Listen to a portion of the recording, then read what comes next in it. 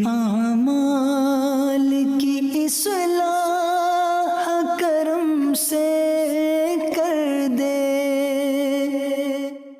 الحمدللہ رب العالمین والصلاة والسلام علی سید المرسلین، اما بعد فاعوذ باللہ من الشیطان الرجیم، بسم اللہ الرحمن الرحیم۔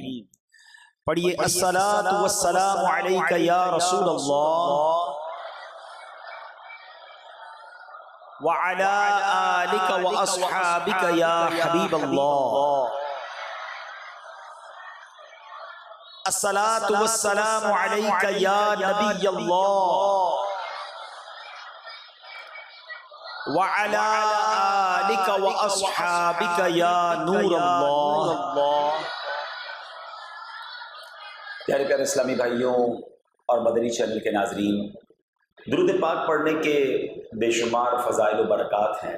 رسول اکرم نور مجسم صلی اللہ تعالی علیہ وآلہ وسلم کا فرمان عالی شان ہے، جو میرا امتی اخلاص کے ساتھ مجھ پر ایک مرتبہ درود پاک پڑھے گا، اللہ عز و جل اس پر 10 رحمتیں نازل فرمائے گا، اس کے 10 درجات بلند فرمائے گا، اس کے لیے 10 نیکیاں لکھے گا اور اس کے 10 گناہ مٹا دے گا۔ ایک درود اتنی ساری برکتیں۔ یقیناً ہمارے شب و روز کتابوں کے ساتھ، درس و تدریس کے ساتھ گزرتے ہیں، مگر کیا ہی اچھا ہو کہ زبان ذکر و درود سے بھی تر رہے۔ ہم میں سے کئی اسلامی بھائیوں کی خواہش ہوتی ہے کہ میرا بیان اچھا ہو جائے، میری بات اچھی ہو جائے، میری گفتگو لوگوں کو سمجھ آنے لگے، میری بات پر لوگ عمل کرنے لگیں۔ ہمیں استاد ہوں تو میرا سمجھانا میرے طلباء کو بھی سمجھ آئے، یہ ہماری ایک تمنا ہوتی ہے۔ میرا ماننا یہ ہے کہ جس کی زبان ذکر و درود سے تر رہتی ہے، اللہ اس کی زبان میں اثر پیدا کر دیتا ہے، اس کی باتیں میٹھی ہو جاتی ہیں۔ اگر آپ چاہتے ہیں کہ آپ کی زبان میں تاثیر پیدا ہو جائے، آپ اپنی زبان ذکر و درود سے تر کرنا شروع کر دیں، زیادہ سے زیادہ اللہ کے حبیب آخری نبی صلی اللہ تعالیٰ علیہ وسلم پر درود بھیجیں، پھر دیکھیں کہ زبان میں کیسی اللہ برکتیں ڈال دیتا ہے۔ یہی زبان اگر بری باتیں کرے گی تو پھر تاثیر نہیں رہے گی۔ اللہ مجھے بھی آپ کو بھی کثرت سے ذکر و درود کرنے کی توفیق عطا فرمائے۔ آئیے محبت کے ساتھ بآواز بلند درود پاک پڑھ لیں۔ صلو علی الحبیب صلی اللہ تعالی علی محمد صلی اللہ علیہ وسلم۔ آج میرے بیان کا جو موضوع ہے کہ اسلام کی جب دعوت شروع ہوئی، ارلی ڈیز آف اسلام، اسلام کے ابتدائی ایام کیسے تھے، وہ اسلام جو مکہ پاک سے پھیلنا شروع ہوا، یہ اقوام عالم میں، سارے جہان میں، دنیا کے کونے کونے میں کیسے پہنچ گیا۔ اسلام جب شروع ہوا تو چند ہی تو افراد تھے۔ سرور کائنات علیہ الصلوۃ والسلام نے اکیلے ہی اسلام کا کام شروع کیا، اور آج یہ کہا جاتا ہے کہ تقریباً 200 کروڑ مسلمان دنیا میں آباد ہیں، 2 ارب کے قریب مسلمان دنیا میں موجود ہیں، اور the most growing religion on earth, کائنات میں سب سے زیادہ تیزی سے جو پھیلنے والا مذہب ہے، الحمدللہ وہ ہمارا مذہب اسلام ہے۔ یہ کیسے ممکن ہو گیا کہ ایک مکہ پاک کی وادی سے چلنے والا پیغام آج دنیا کا کون سا کونا ہے جہاں کلمہ پڑھنے والا ہمیں نہیں ملتا؟ تو آئیے ذرا تھوڑا سا اسلام کیسے دنیا میں پھیلا اس کے بارے میں چند مدنی پھول پیش کرتا ہوں۔ اسلام امن اور سلامتی کا دین ہے، یہ اخلاق و کردار سے پھیلا ہے۔ اس چمن کی آبیاری میں خود جناب رسالت مآب صلی اللہ تعالیٰ علیہ وسلم کی محنتیں اور کاوشیں اور آپ کی مقدس تک و دود کسی سے چھپی نہیں ہے، ڈھکی نہیں ہے۔ رمضان کے وہ دن تھے جب نبی پاک صلی اللہ تعالیٰ علیہ وسلم غار حرا کی تنہائیوں میں گوشہ نشین تھے۔ ایک رات تمام فرشتوں کے سردار حضرت جبریل امین علیہ الصلوۃ والسلام نے رب کا پہلا روح پرور پیغام بطور وحی آپ تک پہنچایا۔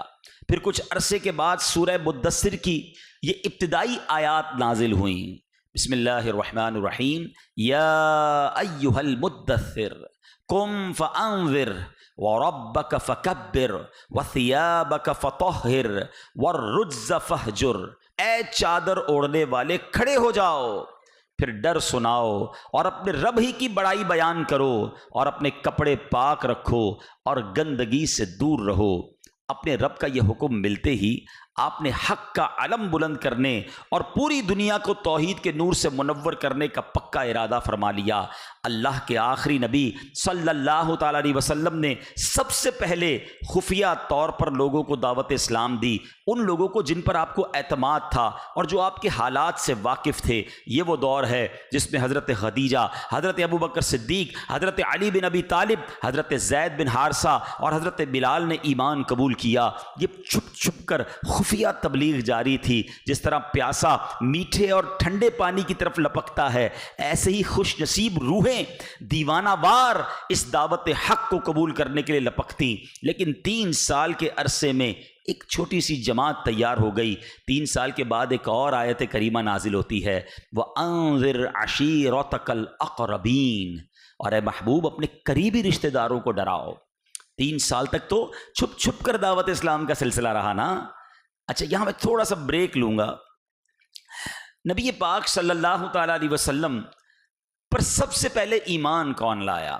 آپ کو معلوم ہے، مردوں میں حضرت ابو بکر صدیق رضی اللہ تعالیٰ عنہ، خواتین میں بی بی خدیجۃ الکبریٰ رضی اللہ تعالیٰ عنہا، اور بچوں میں، نوجوانوں میں مولا علی شیر خدا کرم اللہ تعالیٰ وجہ الکریم۔ یہ تینوں کون تھے؟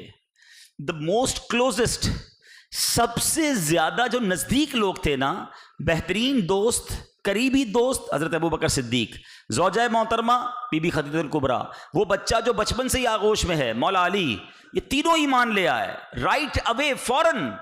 اس سے سیکھنے کو کیا ملتا ہے؟ کہ نبی پاک کی ذات وہ ہے جو جتنا قریب ہوا اتنا دیوانہ ہو گیا ہے۔ وہ سمجھ گئے کہ یہ جو فرماتے سچ فرماتے ہیں۔ یہاں میرے اور آپ کے لیے ایک درس ہے۔ ہم سے نارملی جو لوگ دور ہوتے ہیں نا، وہ بڑی محبت کرتے ہیں، یار ماشاءاللہ کیا بیان کرتے ہیں، کیا شخصیت ہے، کیا جناب ان کا انداز ہے، کیونکہ وہ دور سے دیکھ رہا ہوتا ہے۔ لیکن ہم جیسے لوگوں کے کوئی کتنا قریب آتا جاتا ہے، اس کو ہمارے پرابلمز، ہمارے عیب نظر آتے ہیں، کہتے ہیں میں تو کچھ اور سمجھ رہا تھا حضرت کے بارے میں۔ یہ نہیں ہونا چاہیے۔ ہونا یہ چاہیے کہ جیسا ہمارا ظاہر ہے ایسا ہمارا باطن ہو۔ اب دیکھیں نا، باہر کے لوگ نارملی جب آپ مزار میں جاتے ہیں، مارکیٹ میں جاتے ہیں، چہرے پہ چونکہ داڑھی ہے، کئیوں کے سر پہ امامہ ہے، کوئی مسجد کے امام بھی ہوں گے، امام صاحب ذرا دعا کیجئے گا، ذرا بچے کو دم کر دیجئے۔ باہر کے لوگ دعا کرواتے ہیں، دم کرواتے ہیں۔ کبھی گھر والوں نے دعا کروائی؟ کبھی گھر والوں میں سے کسی نے دم کروایا؟ چھوٹی بہن کہے کہ بھائی جان ذرا دم کر دیں، بھائی کہے بھائی جان ذرا سر میں درد ہے دم کر دیں۔ کہ بعض اوقات گھر والوں کو پتہ ہوتا ہے اس کے دم میں دم ہی نہیں ہے، کیونکہ وہ گھر میں حالات ہمارے دیکھ رہے ہوتے ہیں کہ ہماری خلوتوں میں نماز، عبادت، ریاضت کتنی ہے۔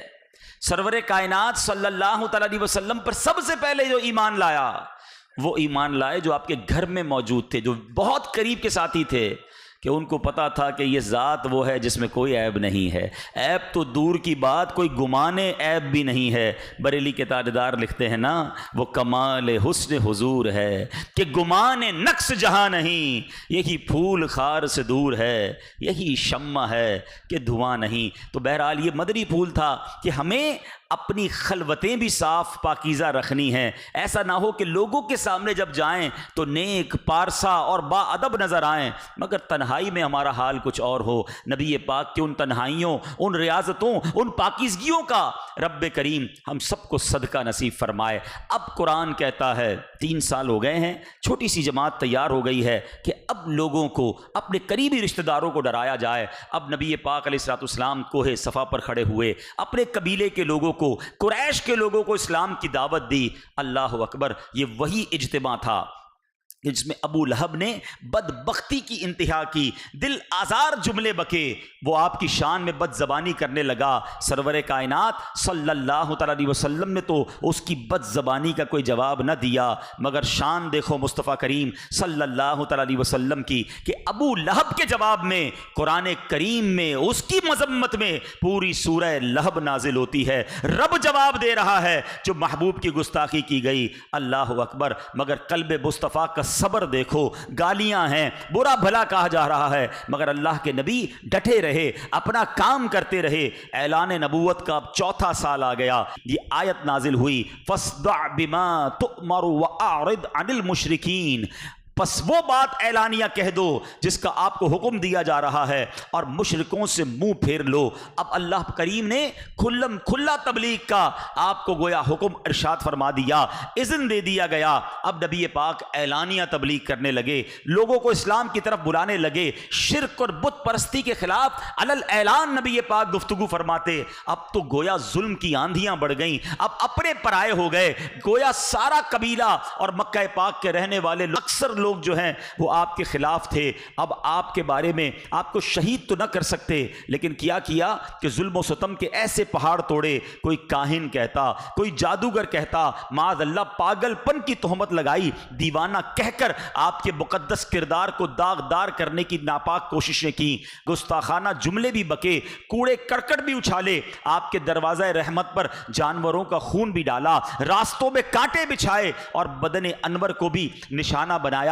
وہ واقعہ آپ کو یاد ہوگا کہ سیدنا ابوبکر صدیق رضی اللہ تعالیٰ عنہ کو اتنا مارا گیا کہ وہ سمجھے کہ آپ دنیا سے چلے گئے ہیں، لہو لہان کر کے انہوں نے چھوڑ دیا۔ حضرت خباب وہ عظیم شخصیت جو جلدی اسلام لانے والوں میں سے تھے، مگر آپ کو اتنا ستایا گیا کہ جلتے کوئلوں پر آپ کو لٹا دیتے اور آپ کے سینے پر پاؤں رکھ کر کھڑے ہو جاتے، اور جب آپ کی کمر سے چربی پگھلتی تھی اسی پگھلی ہوئی چربی سے وہ کوئلے بجھ جایا کرتے۔ سیدنا عمر فاروق نے بعد میں جب وہ پیٹھ مبارک دیکھی تھی تو آپ اشک بار ہو گئے کہ اے خباب تمہاری پیٹھ پر یہ داغ کیسے ہیں؟ تو انہوں نے بتایا تھا کہ حضور اس وقت تو آپ ایمان نہیں لائے تھے جب ہمیں کوئلوں پر، تپتے ہوئے کوئلوں پر لٹایا جاتا تھا اور ہماری کمر سے پگھلنے والی چربی سے وہ کوئلے بجھا کرتے تھے۔ حضرت بلال پر کیسی کیسی آزمائشیں آئیں۔ کوئی مکہ پاک آپ میں سے گیا ہو اور وہاں کی گرمی دیکھی ہو، اس سے پوچھو ایک منٹ مکہ پاک کی آج کی گرمی میں بھی کوئی ننگے پیر زمین پر نہیں رہ سکتا، مگر تپتے صحرا میں حضرت بلال کو لٹایا جاتا، سینے پر وزن رکھ دیا جاتا اور چھاتی پر اس وزن کی وجہ سے آپ کی زبان باہر آ جاتی تھی، مگر اس حال میں بھی حضرت بلال حبشی کا کیا آپ کا عزم تھا کہ زبان سے احد احد جاری ہوتا تھا، اللہ ایک ہے، اللہ ایک ہے، یہ آپ کی زبان سے ہوتا۔ اللہ اکبر۔ صرف مردوں کو ہی ظلم و ستم کا نشانہ نہیں بنایا گیا، خواتین ہماری صحابیات پر بھی بڑے ظلم و ستم توڑے گئے۔ حضرت عمار بن یاسر کی والدہ حضرت سمیہ رضی اللہ تعالی عنہا وہ خوشبخت خاتون ہیں جنہوں نے سب سے پہلے اپنے خون کا نذرانہ پیش کیا۔ یہ بوڑھی تھیں، ابو جہل نے انہیں نیزہ مار کر شہید کیا اور اسلام کی سب سے پہلی شہید خاتون کا اعزاز آپ کو حاصل ہوا۔ اس قدر تنگ ہو گئے کہ اپنا شہر، اپنا وطن، جدھر کاروبار، جدھر خاندان، یہ چھوڑ کر چند مسلمانوں کو جناب حبشہ جانا پڑا کہ کم از کم وہاں جا کے سکون کی زندگی گزاریں، مگر وہ حبشہ بھی پہنچے، جو والی حبشہ تھا نجاشی کو کسی طرح ڈی ٹریکٹ کر دیں، مگر وہ اس میں کامیاب نہیں ہوئے، مگر ادھر بھی جا کر انہوں نے کوشش کی کہ ان کو واپس لایا جائے۔ میرے پیارے اسلامی بھائیوں، وہ شاب ابی طالب کو کون بھول سکتا ہے کہ جب سوشل بائیکاٹ کر دیا گیا، اعلان کر دیا گیا کہ ان کو ایک وادی میں قید کر دو، کوئی غلہ نہیں بیچے گا، کوئی کاروبار نہیں کرے گا، کوئی گفتگو نہیں کرے گا، یہ بھوکے پیاسے تنگ ہو کر واپس آئیں گے اور اپنے ایمان سے پھر جائیں گے۔ اس زمانے کا وہ سوشل بائیکاٹ کتنا خطرناک بائیکاٹ تھا، اس بائیکاٹ کو، اس انداز کو ایک شاعر نے اپنے جملوں میں کس طرح میرے پیارے اسلامی بھائیوں نقل کیا ہے کہ بڑی سختی سے کرتے تھے قریش اس گھر کی نگرانی، نہ آنے دیتے تھے غلہ ادھر تا حد امکانی، کوئی غلے کا سودا اگر باہر سے آ جاتا تو رستے ہی میں جا کر بو لہب کم بخت بہکا تھا، پہاڑوں کا درہ ایک قلعہ محصور تھا گویا، خدا والوں کو فاقو مارنا منظور تھا گویا، رسول اللہ لیکن مطمئن تھے اور صابر تھے، خدا جس حال میں رکھے اسی حالت پہ شاکر تھے، وہ بھوکی بچیوں کا روٹ کر فی الفور من جانا، خدا کا نام سن کر صبر کی تصویر بن جانا، تڑپنا بھوک سے کچھ روز آخر جان کھو دینا، وہ ماؤں کا فلک کو دیکھ کر چپ چاپ رو دینا، رضا و صبر سے دن کٹ گئے ان نیک بختوں کے کہ کھانے کے لیے ملتے رہے پتے درختوں کے، گزارے 3 سال اس رنگ سے ایمان والوں نے، دکھا دی شان استقلال اپنی آن والوں نے۔ میرے پیارے اسلامی بھائیوں، وہ 3 سال کٹے، وہ طویل واقعہ ہے کہ کیسے دیمک نے اس معاہدے کو کھایا اور کیسے مسلمانوں کو اس محاصرے سے جو ہے ان کی جان چھوٹی۔ الغرض سلسلہ یوں ہی چلتا رہا۔ اعلان نبوت کا اب 11 سال ہو گئے، 11 سال ہو گئے ہیں، اور مسلمانوں کی تعداد اب بھی مٹھی بھر ہے، کوئی سینکڑوں میں مسلمان نہیں ہو گئے۔ اب نبی پاک علیہ الصلوۃ والسلام حج کے موقع پر آنے والے قبیلوں کو دعوت اسلام دینے کے لیے منا تشریف لے گئے، کیونکہ حج کے لیے لوگ آتے تھے۔ مسجد عقبہ وہاں آج بھی موجود ہے، وہاں نبی پاک تشریف فرما تھے۔ 6 آدمی آپ کے پاس آئے اور نبی پاک نے نام و نسب پوچھا، قرآن کی چند آیتیں سنائیں، ان کو اسلام کی دعوت دی، جس سے یہ لوگ بے حد متاثر ہوئے۔ واپسی میں آپس میں کہنے لگے، یہودی اللہ پاک کے جس آخری نبی کے بارے میں بتاتے تھے یہ وہی نبی ہیں، لہٰذا ایسا نہ ہو کہ یہودی پہلے ایمان لے آئیں۔ یہ کہہ کر سب مسلمان ہوئے اور پھر مدینے جا کر اسلام کی دعوت دینا شروع کی۔ صرف 6 لوگ اسلام لاتے ہیں 11ویں سال اعلان نبوت کے حج کے موقع پر۔ اگلے برس اعلان نبوت کے 12ویں سال یہ 12 افراد آتے ہیں اور یہاں ایمان قبول کرتے ہیں۔ اور میرے اسلامی بھائیوں، اس کو بیعت عقبہ اولا، گھاٹی کی پہلی بیعت کہتے ہیں۔ اب میرے پیارے اسلامی بھائیوں، ان 11 لوگوں نے کہا کہ آپ ہمارے ساتھ کوئی ایک مبلغ کو بھیج دیں، ایک صحابی کو بھیج دیں جو ہمارے ساتھ مدینے آئیں، ہمیں اسلام کی ابتدائی باتیں بتائیں۔ اللہ اکبر! اب یہاں سے میرا اصل موضوع شروع ہوتا ہے۔ ایک تھوڑا سا ماحول بتانا تھا کہ یہ اسلام کتنی تکلیفوں کے ساتھ، کتنی مشکلوں کے ساتھ پھیلا، مگر اب مکہ پاک سے اسلام کو دوسرے شہر میں پہنچانا تھا، مدینہ طیبہ میں دعوت اسلام دینی تھی۔ اللہ اکبر! اللہ کے حبیب علیہ الصلوۃ والسلام نے مبلغ اسلام، صحابی رسول حضرت مصعب بن عمیر رضی اللہ تعالیٰ عنہ کا انتخاب کیا۔ میں تھوڑا سا ان صحابی کے بارے میں بتا دوں، one of the amazing personality. مجھے یقین کریں ان کی سیرت جب سے پڑھی ہے، ان سے دل و جان سے پیار ہے۔ یہ مکہ پاک میں یوں سمجھیے کہ اس زمانے کے بہت بڑے مالدار گھرانے میں رہتے تھے، ان کے والد صاحب بہت رچ آدمی تھے، بہت پیسے والے تھے، اور جناب ان کے بارے میں آتا ہے بڑا مہنگا لباس پہنتے تھے۔ جب ایمان نہیں لائے تھے تو آپ ٹرینڈ سیٹر تھے۔ آج کے دور میں بھی آپ نے دیکھا ہوگا کہ کچھ نوجوان جیسا لباس پہن لیں، محلے والے ویسا پہننے کی کوشش کرتے ہیں، ان جیسا انداز اختیار کرتے ہیں۔ حضرت مصعب بن عمیر کے بارے میں آتا ہے مکے میں شہزادوں کی طرح رہتے، 600 دینار کا قیمتی لباس پہنتے، اور نوجوان آپ کو فالو کرنے کی کوشش کرتے۔ اس قدر خوبصورت اور ایسی جناب وہ شخصیت تھے، مگر جب ایمان لائے آپ کے گھر والوں نے آپ کو پہلے تو بہت مارا، اس کے بعد کہا کہ ہم گھر سے نکال دیں گے، سارا مال و دولت لے لیں گے۔ آپ نے کہا جو لینا ہے لے لو، ایمان نہیں چھوڑ سکتا، رسول پاک کی غلامی نہیں چھوڑ سکتا۔ اور جب آپ رسول پاک علیہ الصلوۃ والسلام کے پاس آئے، آپ کے جسم پر پورا لباس بھی نہیں تھا، چادریں پہنی ہوئی ہیں۔ اللہ اکبر! اپنا سارا عیش، ساری جناب مال و دولت سب چھوڑ کر نبی پاک کے قدموں میں آ گئے، اور نبی پاک نے کیسی تربیت فرمائی کہ اب وہی حضرت مصعب بن عمیر مدینہ منورہ میں پہلے مبلغ بن کر جا رہے ہیں۔ اللہ اکبر! کچھ مہینوں میں آپ کی انفرادی کوشش سے ایسا پانسا پلٹتا ہے کہ اب مدینے کی گلیوں میں اسلام پھیلنے جا رہا ہے، اب لوگ ایمان قبول کر رہے ہیں۔ حضرت مصعب بن عمیر کے بارے میں آتا ہے آپ اتنے نرم گو تھے، اتنے شفیق تھے، اتنے مہربان تھے، ایسی پیاری گفتگو کرتے تھے کہ بڑے سے بڑا دشمن آتا، آپ جب اس سے بات کرتے وہ ایمان قبول کر لیتا۔ اب سنیے گا، اسد بن زرارہ کے پاس آپ نے قیام فرمایا۔ یہ قبیلہ بنی سلم کے سردار تھے اور انہی کی معاونت سے وہ لوگوں کو اسلام کی دعوت دیتے رہے۔ اب قبیلہ بنی ظفر کے جب ایک باغ میں داخل ہوئے تو کچھ نئے مسلم بھی آ گئے، ان کے ساتھ بیٹھ گئے، اور باقی لوگ بھی آ گئے کہ جو مسلمان نہیں ہوئے تھے کہ دیکھیں کیا ہوتا ہے۔ حضرت مصعب بن عمیر نے سب کو نیکی کی دعوت پیش کی۔ آپ کا انداز بیان بڑا متاثر کن تھا۔ سعد بن معاذ اور اسید بن حدیر یہ قبیلہ بنی عبد الاشہل کے چوٹی کے سردار تھے، یہ ابھی دامن اسلام سے وابستہ نہیں ہوئے تھے۔ جب انہیں یہ بات ہوئی کہ اسد بن زرارہ کے ساتھ ایک مکی نوجوان داخل ہوا ہے اور لوگوں کو اسلام کی طرف بلا رہا ہے، ہمارے مذہب سے تبدیل کر رہا ہے، اللہ اکبر! تو اب سعد بن معاذ نے اسید بن حدیر سے کہا کہ جائیں اس نوجوان کو سمجھائیں، ہمارا شہر چھوڑ کر چلا جائے، کیوں اپنے دین کی بات کرتا ہے۔ اب جناب اسد بن زرارہ بڑے روب کے ساتھ حضرت مصعب بن عمیر کے پاس جاتے ہیں اور کہا، جب وہ قریب پہنچے نا تو اسد بن زرارہ نے ان کو دیکھ لیا، اسید بن حدیر کو، اور کہا کہ یہ ہمارے قبیلے کا سردار ہے، اگر یہ اسلام لے آئے نا تو قبیلے میں بڑا زبردست اثر پڑ جائے گا، لیکن بات ذرا نرمی سے کیجیے گا، بندہ تھوڑا سخت ہے۔ اب جناب اسید بن حدیر آتے ہیں، اور آنے کے بعد کہنا آتے ہی شروع ہو گئے کہ تم دونوں یہاں کس لیے آئے ہو؟ تم ہمارے کمزوروں کو ورغلانے اور اپنے دین کی طرف بلانے آئے ہو، اسی وقت یہاں سے چلے جاؤ۔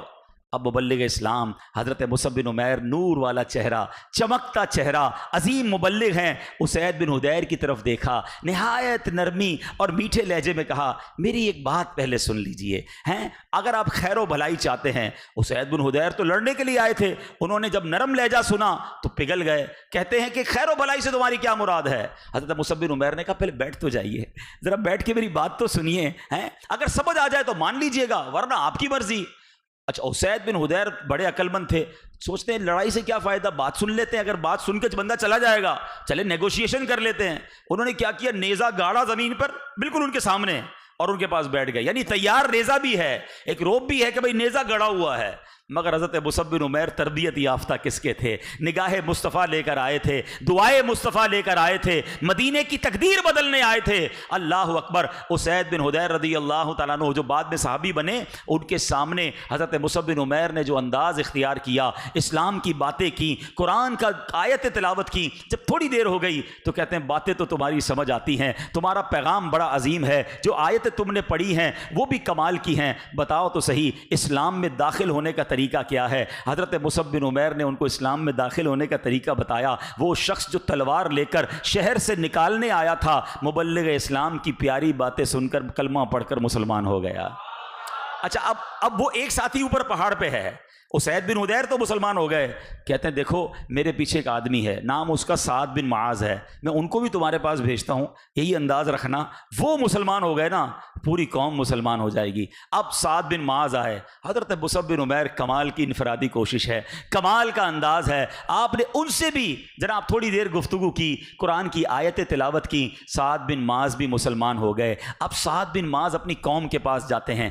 دیکھیں اب یہاں ایک بات میں عرض کروں، بڑے لوگوں کو دین کی دعوت دینا، بڑے لوگوں کو اسلام کے قریب لانا، بڑے لوگوں کے ساتھ اچھا برتاؤ کرنا، یہ اسلام کو کتنا فائدہ دیتا ہے۔ بعض اوقات لوگ بدگمانی کا شکار ہوتے ہیں، اگر کوئی نیکی کی دعوت کسی شخصیت کو، کسی تاجر کو، کسی قبیلے کے سردار کو، یا بعض اوقات دنیا میں اس کا لوگ چاہ رہے ہوتے ہیں، بے شک اس کا کام غلط ہوتا ہے، لیکن اگر یہ بندہ ہاتھ میں آ جائے گا، اس کے لاکھوں ہزاروں چاہنے والے ہیں، تو اس کو اچھے انداز سے نیکی کی دعوت دینے کو برا نہیں سمجھنا چاہیے، اس سے دین کا بڑا فائدہ ہوتا ہے۔ لیکن کچھ لوگ اس میں بھی بدگمانی کر رہے ہوتے ہیں۔ دوسری بات سیکھنے کو ہم جیسوں کو کیا ملی کہ اگر کسی کو اسلام کی دعوت، نیکی کی دعوت دینے جائیں، کوئی دل توڑے، کوئی ذلیل کرے، ہمت نہیں ہارنی ہے۔ ہمارا کام نیکی کی دعوت نرمی سے دینا ہے۔ ہم تو اس سے خود لڑنا شروع ہو جاتے ہیں، تم کون سا نماز پڑھتے ہو، تمہیں کون سا اسلام کا مسئلہ آتا ہے، ایک تو تمہیں سمجھانے آیا ہوں تو مجھے سے الجھ رہے ہو۔ نہیں میرے پیارے اسلامی بھائیوں، یہ ایسے کام نہیں ہوگا۔ دعوت اسلامی کی مثال آپ کے سامنے ہے، آج دنیا کے کونے کونے میں دعوت اسلامی پہنچی ہے، نرمی سے پہنچی ہے، پیار سے پہنچی ہے، مسکراہٹ سے پہنچی ہے۔ یہ صدقہ ہے مصطفیٰ کریم علیہ الصلوۃ والسلام اور صحابہ کرام کے انداز تبلیغ کا۔ اب سنیں، اب جب سعد بن معاذ بھی مسلمان ہو گئے نا، تو قوم کے پاس آ کر کہتے ہیں قوم میرے بارے میں تم کیا سمجھتے ہو، میری ذہانت کے بارے میں کیا کہتے ہو؟ قوم کہتی ہے آپ ہمارے سردار ہیں، آپ کی رائے درست ہوتی ہے، ہمیشہ صحیح مشورہ دیتے ہیں۔ سعد بن معاذ کہتے ہیں مجھ پر تمہارے مردوں اور عورتوں سے اس وقت تک بات کرنا حرام ہے جب تک تم اللہ اور رسول پر ایمان نہیں لے آتے۔ راوی کہتے ہیں اللہ کی قسم شام نہیں ہوئی تھی قبیلے کے تمام مرد اور عورتیں مسلمان ہو گئے۔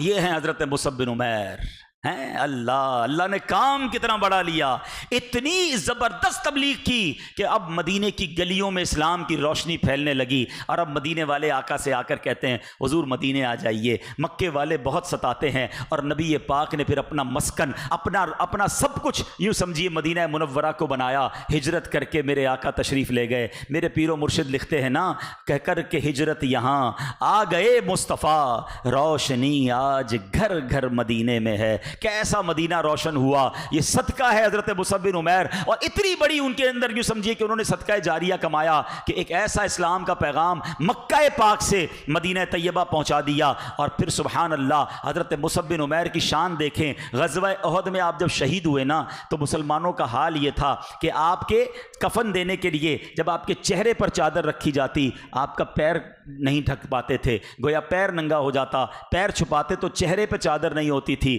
نبی پاک کو بتایا گیا, آقا کی آنکھوں میں آنسو آ گئے. فرمایا یہ مکے کا شہزادہ تھا جس کے پاس بڑے قیمتی لباس ہوتے تھے, لباسوں کی کمی نہیں تھی, اسلام کی خاطر اس نے قربانی دی, اور آج ہمارا حال یہ ہے کہ کفن دینے کے لیے پورا لباس بھی نہیں ہے. ایسا وقت بھی مسلمانوں نے دیکھا. یہ قربانیوں سے اسلام پھیلا, حبشہ پہنچا, مدینہ پاک پہنچا. اس کے بعد جب نبی پاک علیہ الصلوۃ والسلام نے دنیا سے ظاہری طور پر پردہ فرمایا, ذرا سوچئے پیارے اسلامی بھائیوں, میں اور آپ زندگی بھر تڑپتے ہیں کہ مدینے چلے جائیں, مگر صحابہ کی شان دیکھو. آقا مدینے میں ہیں اور مدینہ چھوڑ کر الگ الگ ملکوں میں صحابہ تشریف لے گئے. آپ کو یہ یاد ہوگا کہ جب حجۃ الوداع ہوا تھا تو نبی پاک نے خطبہ فرمایا تھا. کتنے صحابہ تھے؟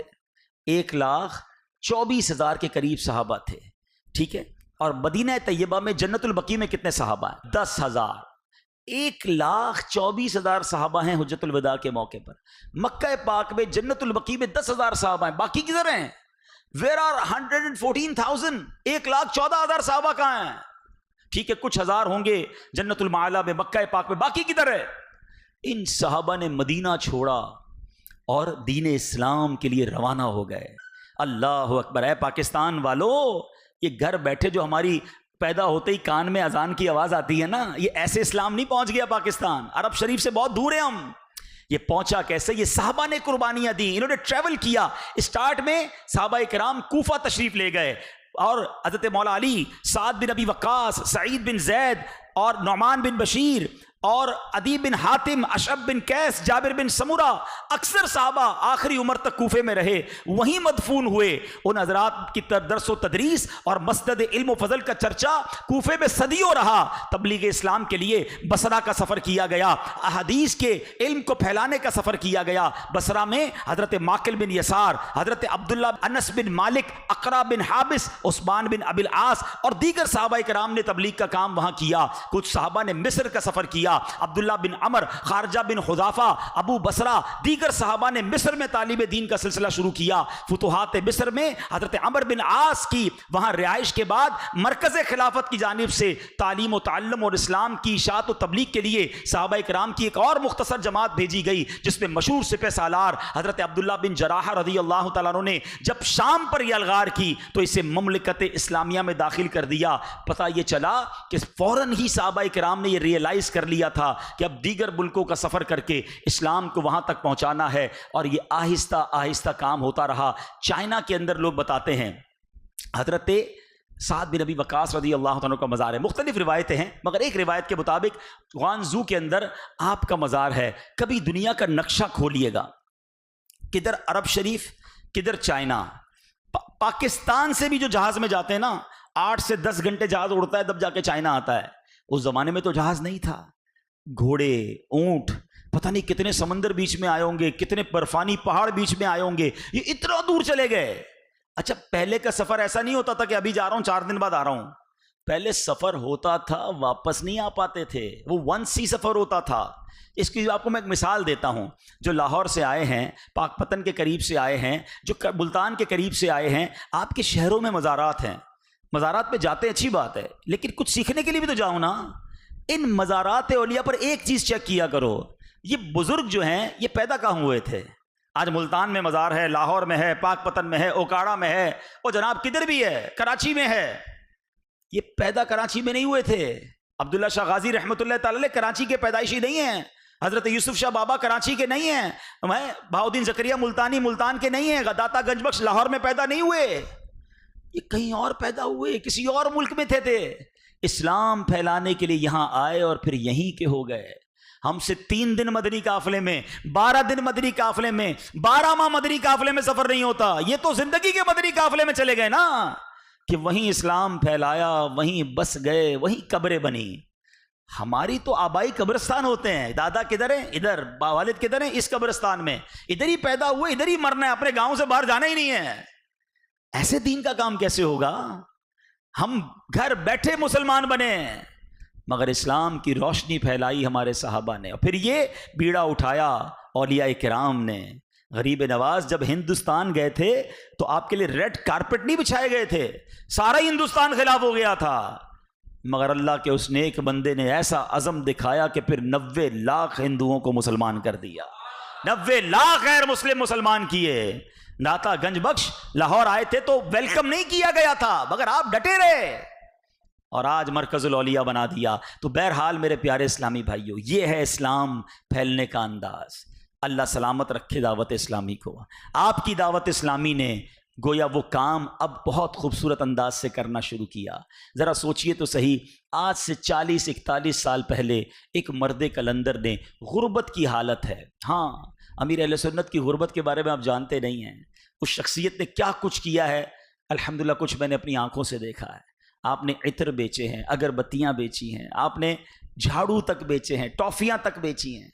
وہ یتیم بچپن سے ہی ہو گئے، ماں باپ کا سایہ جلدی چلا گیا ہیں، والد صاحب تو آپ کے بہت ہی شروع میں دنیا سے چلے گئے، لیکن آپ نے یہ کام کیا، ہمت نہیں ہاری۔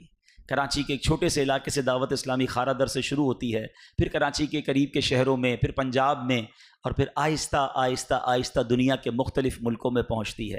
اور آج دنیا کا کون سا کونا ہے جہاں دعوت اسلامی دین متین کی خدمت نہیں کر رہی، مسلک اعلیٰ حضرت کا پرچار نہیں کر رہی، غیر مسلموں کو مسلمان نہیں کر رہی۔ اتنی بہاریں ہیں بیرون ملک میں، دعوت اسلامی کی اتنی بہاریں ہیں کہ آپ سنیں تو آپ کی عقل حیران ہو جائے گی کہ کیا کوئی تنظیم 40 سال میں اتنا بڑا کام کر سکتی ہے۔ پاکستان میں جامعات بنانا یقیناً بہت بڑی کاوش ہے، لیکن دنیا کے دیگر ممالک میں ہمارا خواب تھا۔ مجھے اچھی طرح یاد ہے، آج سے 20 سال 18 سال پہلے جب ہم UK جاتے تھے تو وہاں کے اسلام بھائی کہتے تھے کہ ہمیں علماء بھیجیں، کسی طرح ہمارے بچے بھی عالم بنیں، یہاں بھی درس نظامی شروع ہو۔ ہم یہاں سے عالم بھیجتے تھے۔ اب ان کا کہنا یہ تھا کہ عالم دین تو آپ کے آ جاتے ہیں، مگر ہمارے بچوں کو تو اردو نہیں آتی، آپ کے علماء کو اردو آتی ہے۔ ہم نے اپنے بچوں کو یہاں پر انگریزی سکھانا شروع کی، لیکن ظاہر ہے کہ وہاں کی انگریزی ہماری انگریزی میں فرق۔ ایک خواب دیکھا کہ کیا ایسا نہیں ہوگا کہ UK کے بچے جو ہیں وہ عالم بن جائیں، وہاں جامعۃ المدینہ بن جائیں۔ آپ یقین کریں الحمدللہ وہ دن اللہ نے دکھایا کہ اب UK کے اندر، صرف UK میں 20 جامعۃ المدینہ موجود ہیں، اور اب UK کے بچے ہی عالم بن کر جامعات میں تدریس کر رہے ہیں۔ انگریزی زبان میں جمعے کے خطبے ہو رہے ہیں، انگریزی زبان میں درس نظامی کروایا جاتا ہے۔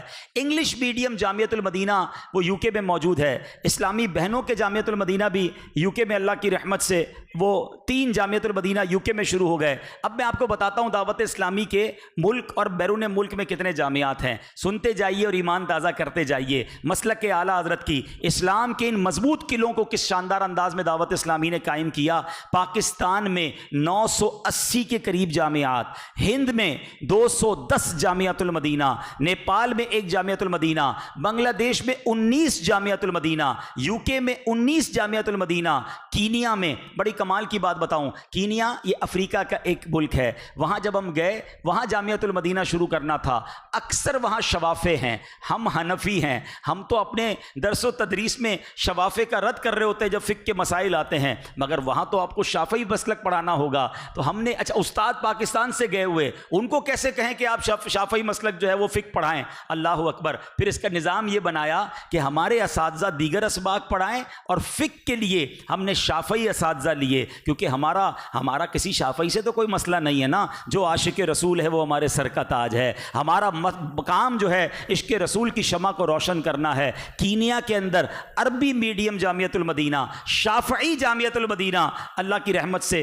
کینیا کے ساتھ ساتھ سری لنکا کے اندر بھی شافعی جامعۃ المدینہ۔ آپ دیکھیں USA کے اندر، امریکہ کے اندر اللہ کی رحمت سے انگلش میڈیم جامعۃ المدینہ، موزمبک کے اندر جامعۃ المدینہ، موریشس، ہانگ کانگ، کینیڈا، اور اب یورپ کے ملک اسپین کے اندر جامعۃ المدینہ بن چکا ہے۔ اور ان تمام جگہ پر سبحان اللہ، مجھے اچھی طرح یاد ہے کہ ایک بار میں ساؤتھ افریقہ کے جوہانسبرگ کے جامعۃ المدینہ میں بیٹھا تھا اور میں نے ایک حاضری لی نا، سارے بلالی طلباء، ہاں پاکستانی نہیں تھے، افریقن. ہم افریقن کو بلالی کہتے ہیں، رنگ جن کا بلالی ہوتا ہے. تو وہ سارے افریقن بیٹھے تھے. تو میں نے پوچھا ذرا بتائیں کون کینیا سے ہاتھ اٹھایا، موزمبک سے کون ہے ہاتھ اٹھایا، موریشس سے کون ہے، ملاوی سے کون ہے، تنزانیہ سے کون ہے. یہ طلبہ اپنی حاضری لگاتے رہے.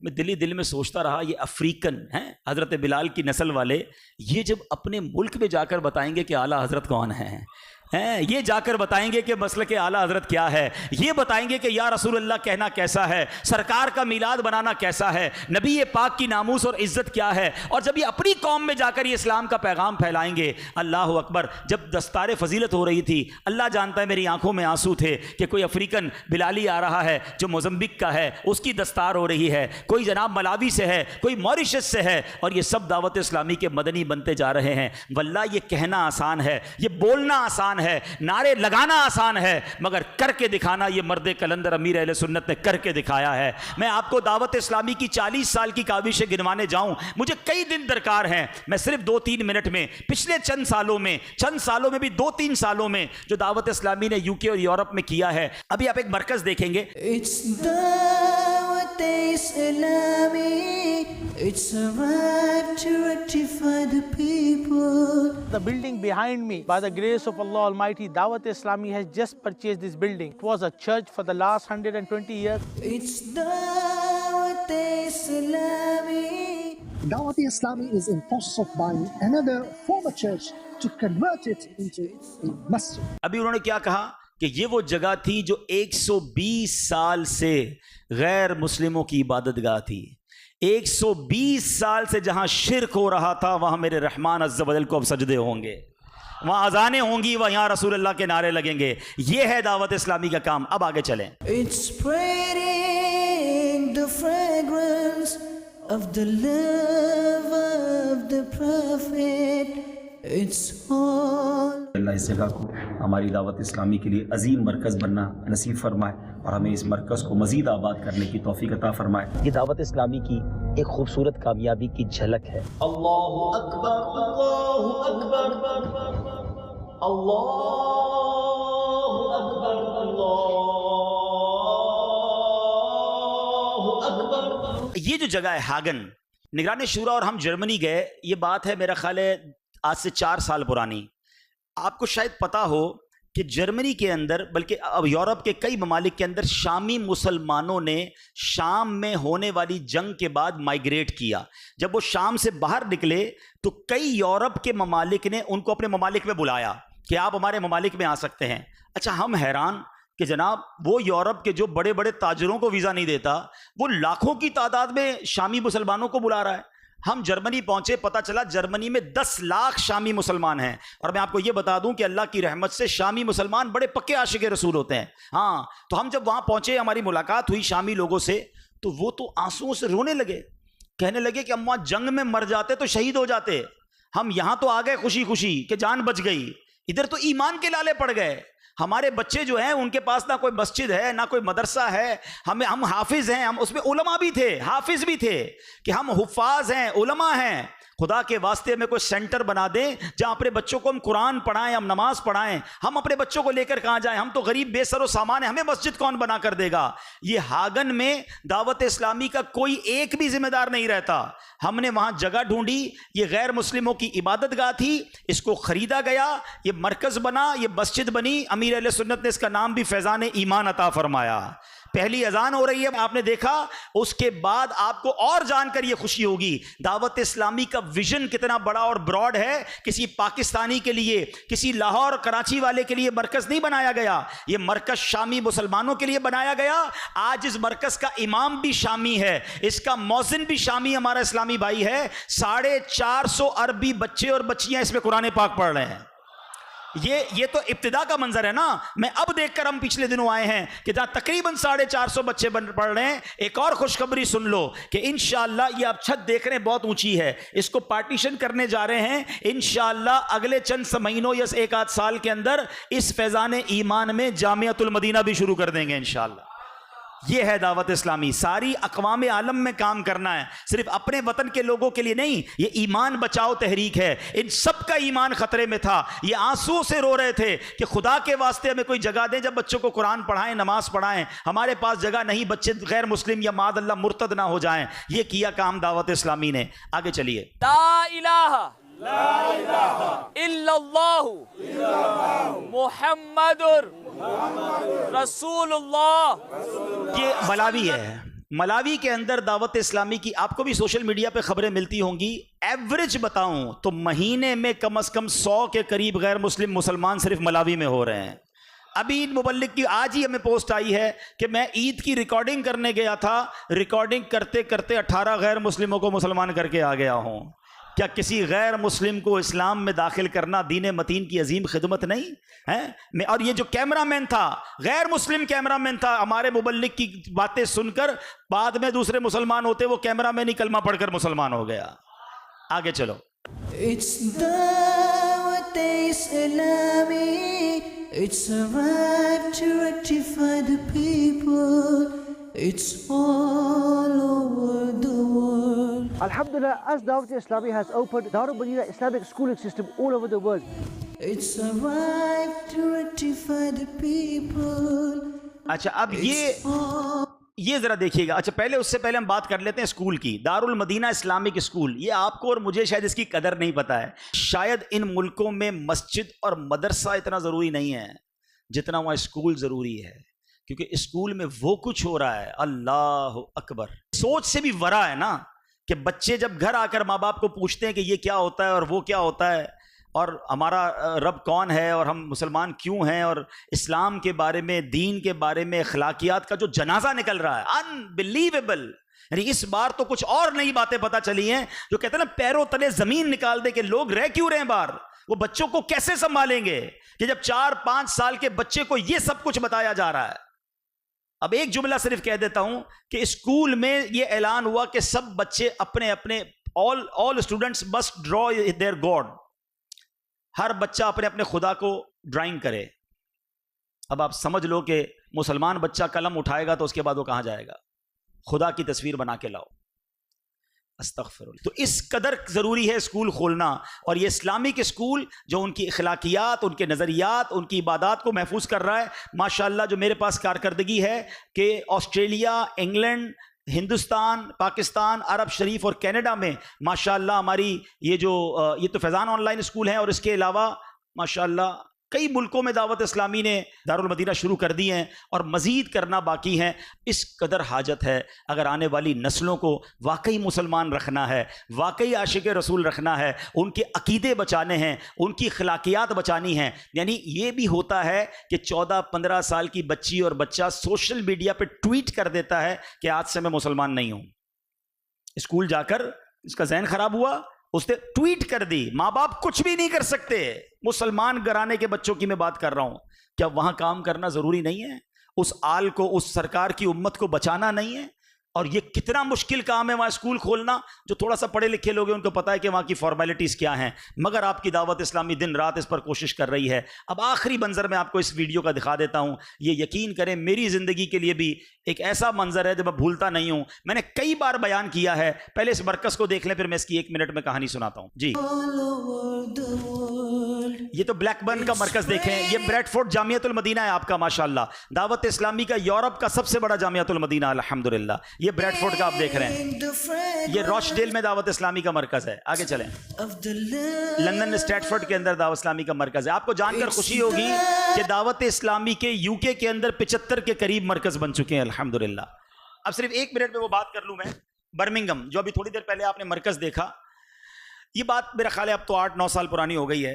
ہم برمنگم گئے, وہاں ہماری جگہ چھوٹی ہو گئی تھی. اسلام میں نے کہا بڑی جگہ دیکھنی ہے. 1 ایکڑ کی تقریباً یہ جگہ ہے. تو مجھے لے کر گئے کہ شادی ہال تھا پہلے, اب وہ بک رہا ہے لیکن کچھ اس میں اور بھی کام ہوا ہے اس دوران. ہم وہاں گئے اور جب وہاں گئے تو دیکھ کر حیران ہو گئے کہ وہاں شیطان کی عبادت ہوتی تھی. ایک انگریزی میں کہتے ہیں فری میسن ورشپر, جہاں شیطان کی پوجا ہوتی تھی. اور وہ پوری بلڈنگ کالی, اندر سے دیواریں بھی کالی, زمین بھی کالی, کھڑکیاں بھی کالی. ایک روشنی کا کس کو کہتے ہیں نا کہ ایک نقطہ بھی اندر نہیں آ سکتا. ایسی بلیک. اور اس کے اندر جب ہم گئے تو یقیناً مجھے بھی کچھ گھبراہٹ سی ہونے لگا. جو آتا ہے بھاگ جاتا ہے, کوئی لیتا نہیں ہے اس جگہ کو. تو میں نے کہا ہمارا تو نعرہ یہی ہے, شیطان کے خلاف جنگ جاری رہے گی. اس سے اچھی کون سی جگہ ہے؟ یہی جگہ ہم نے لینی ہے انشاءاللہ. جدھر شیطان کی پوجا ہوتی تھی اب یہاں رحمان کو سجدے ہوں گے انشاءاللہ. ہم نے سارے کمروں میں قرآن خوانی کرائی, نعرے لگائے, درود شریف پڑھوائے. کمروں میں جو بھی تھا, اگر تھا بھی تو وہ آگے پیچھے کیا. اور آج اللہ کی رحمت سے وہاں مسجد ہے, جامعۃ المدینہ ہے, مکتبۃ المدینہ ہے, مدنی چینل کا اسٹوڈیو ہے, اسلامی بہنوں کے اجتماعات ہوتے ہیں, دعوت اسلامی کا عظیم مرکز بن چکا ہے. اب آؤ نعرہ لگاؤ, شیطان کے خلاف جنگ. خالی نعرہ نہیں, پریکٹیکل جنگ جاری ہے. اور انشاءاللہ اعلیٰ حضرت کے پیچھے چلیں گے تو جیت بھی ہماری رہے گی انشاءاللہ. تو یہ ہے دعوت اسلامی. ایک چھوٹی سی ویڈیو اور ہے تاکہ آپ کو پتہ چلے کہ میڈیا کی تاریخ میں جو دعوت اسلامی نے کر دکھایا ہے. مدنی چینل اردو میں تو آپ دیکھتے ہیں, ٹھیک ہے نا, ماشاءاللہ جو اس کی ویورشپ ہے, جو لوگ اس سے سیکھ رہے ہیں. مگر ان ممالک کا کیا ہوتا جو اردو نہیں سمجھتے؟ اردو میں, پھر بنگلہ دیش میں, بنگلہ مسلمانوں کے لیے. آپ کو پتہ ہے بنگالی کتنے ہیں دنیا میں؟ تقریباً 20 کروڑ بنگلہ زبان بولنے والے بنگلہ دیش میں ہیں, اور بتایا جاتا ہے اتنے ہی ان کے باہر ہیں. 40 کروڑ بنگلہ بھاشی ہیں دنیا میں. اگر ان تک اسلام اور دین کی مسلک اعلیٰ حضرت کی بات پہنچانی تھی تو بنگلہ زبان میں مدنی چینل شروع کیا گیا. عربی دنیا میں کام کرنا ہے تو عربی میں مدنی چینل شروع کر رہے ہیں. ہم یوٹیوب پہ شروع کر چکے ہیں.